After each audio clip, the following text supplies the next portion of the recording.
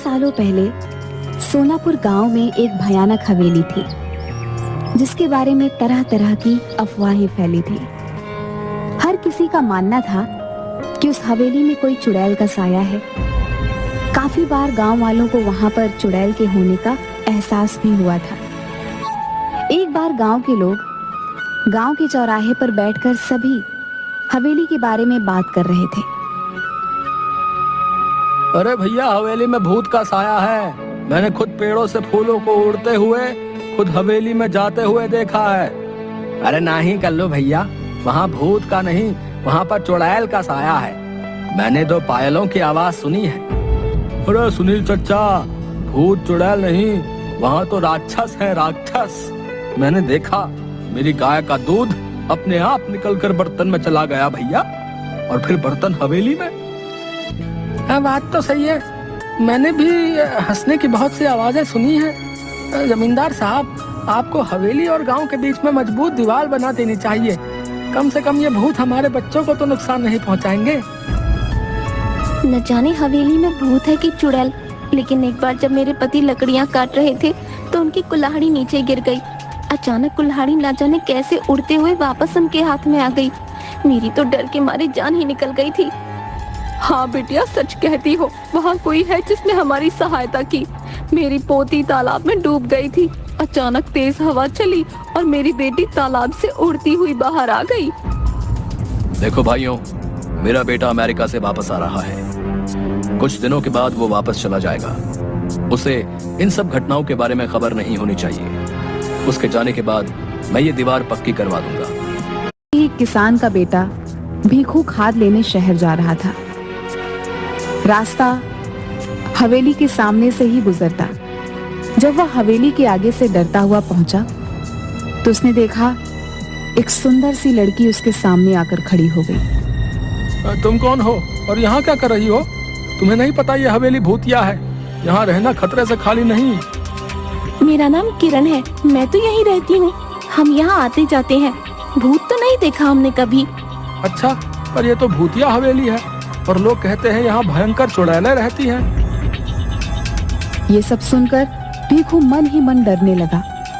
उसके दिमाग में यही चल रहा था कि जो कुछ भी आज तक उसने सुना वो सच है या झूठ। तभी किरण बोली, तुम्हें पता है मैं हवेली में ही रहती हूँ। अब ये क्या कह रही हो? पूरा गांव जानता है कि इस हवेली में भूत चुड़ैल रहती है। तुम चुड़ैल भूत जैसी चीजों पर विश्वास रखते हो? मैं फालतू में ही इतना सोच रहा हूँ। ये लड़की होकर भी नहीं डर रही। ये भूत चुड़ैल मन का वहम है, ये सच्चाई थोड़ी ना है। आओ, तुम्हें मैं अपने बाकी लोगों से मिलवाती हूँ। इससे तुम्हारा डर हमेशा के लिए खत्म हो जाएगा। भीखू किरण के पीछे पीछे चलने लगा कि अचानक उसे जोर का धक्का लगा और वह हवेली की पहाड़ी से नीचे गिर गया। गांव वाले तुरंत दौड़ते हुए भीखू के पास आए और पूछने लगे क्या हुआ। तभी भीखू के मुंह से बस ये शब्द निकले, हवेली, लड़की, किरण, हवेली।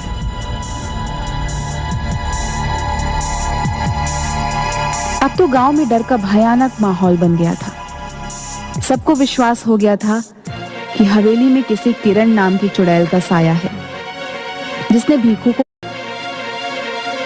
इस घटना के अगले दिन ही जमींदार साहब का बेटा राजेश अपने दोस्त मयंक के साथ गांव आ रहा होता है। हे भगवान, शाम हो गई है। हवेली के आगे से गुजरना होगा। अरे राजेश भैया, आप उस हवेली की तरफ मत देखना, कहीं उन चुड़ैलों का साया आप पर भी ना पड़ जाए। अरे राजेश, ये तेरा ड्राइवर क्या कह रहा है? चुड़ैलों का साया? गांव के अंधविश्वासों का तो अपना ही मजा है। अरे ड्राइवर भैया, आप चुपचाप गाड़ी चलाओ ना। ये सब अंधविश्वास है, हम सब ये नहीं मानते। भैया, आज तक इस भूतिया हवेली में कोई एक रात नहीं गुजार पाया। बड़े बड़े लोग आए और बड़े बड़े दावे किए और फिर हार मानकर चले गए। अरे हम पढ़े लिखे लोग हैं, अमेरिका से आए हैं, हम इन सब बातों को नहीं मानते। ये सब अंधविश्वास है। अगर हमें सचमुच भूत प्रेत देखने को मिल जाए तो इन छुट्टियों का मजा आ जाएगा। क्यों राजेश? क्या हुआ बिरजू? अरे ये गाड़ी के आगे इतने सारे फूल कैसे पड़े? लगता है किसी ने हमारा स्वागत करने के लिए रखे। तो यहाँ रुकना खतरे से खाली नहीं भैया। मैंने अभी अभी किसी को यहाँ से जाते हुए देखा है। ये सब हवेली की चुड़ैलों का काम है। अरे तुम गांव वाले भी कमा लो, हैं? बहुत हो गया, चल अब जल्दी से अंदर आजा। माँ बस थोड़ी देर और। पागल हो गई है क्या? देख नहीं रही अंधेरा होने को आया है? अगर वो आ गई ना तो फिर। आ रही हूँ माँ, बस बस बस बस आ गई। कांता की बात सुनते ही वहां खेल रही सारी बच्चियों के चेहरों की हवाइयां उड़ गई। वो सभी भागकर अपने अपने घरों में दुबक गई।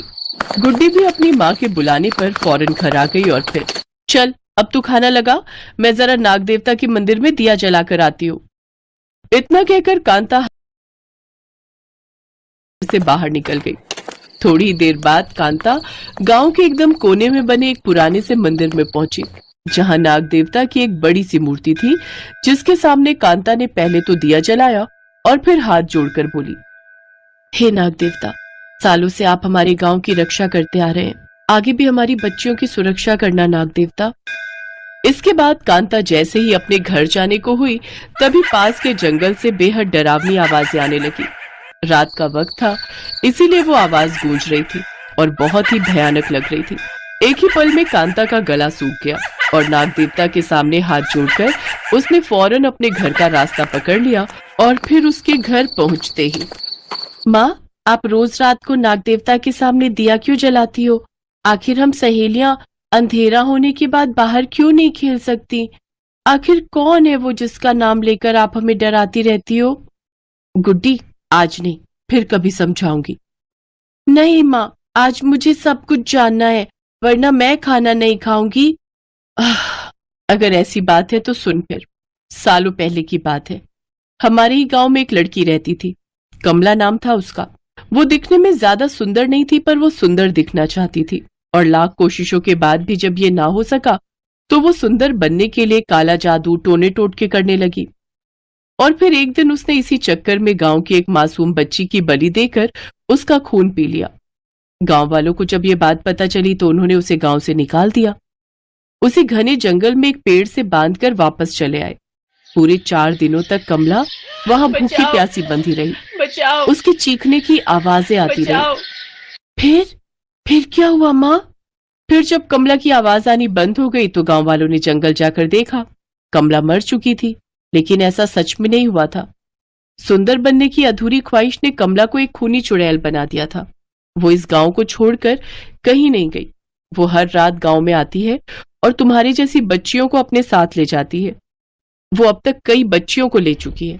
कहते हैं कि उस खूनी चुड़ैल ने उन बेचारी बच्चियों की बलि देकर उनका खून पिया ताकि वो सुंदर और जवान बनी रहे। अरे बाप रे! फिर खूनी चुड़ैल के डर से सारा गांव रात को क्या, दिन में भी घर से बाहर नहीं निकलता था। लेकिन फिर गांव के पुराने पंडित जी की पूजा से खुश होकर हमारे रक्षक नाग देवता यहाँ आए। उन्हें साक्षात शिव जी ने हमारी मदद के लिए भेजा था। उन्होंने पूरे गांव को एक मंत्र पढ़कर सुरक्षित कर दिया। नाग देवता और उस खूनी चुड़ैल में बड़ी भयंकर लड़ाई हुई, जिसमें नाग देवता उस खूनी चुड़ैल के हाथों मारे गए। नाग देवता तो नहीं रहे, लेकिन उसकी बांधी रेखा को वो चुड़ैल कभी पार नहीं कर पाई। लेकिन वो खूनी चुड़ैल तब से लेकर अब तक गांव में घुसने की कोशिश कर रही है। और वो मंदिर, क्या वो? हाँ, वो उन्हीं नाग देवता का मंदिर है जहां मैं हर रात दिया जलाने जाती हूँ।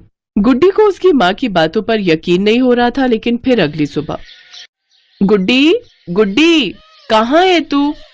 गुड्डी अपने घर में नहीं थी। सब हैरान थे कि जब गांव में नाग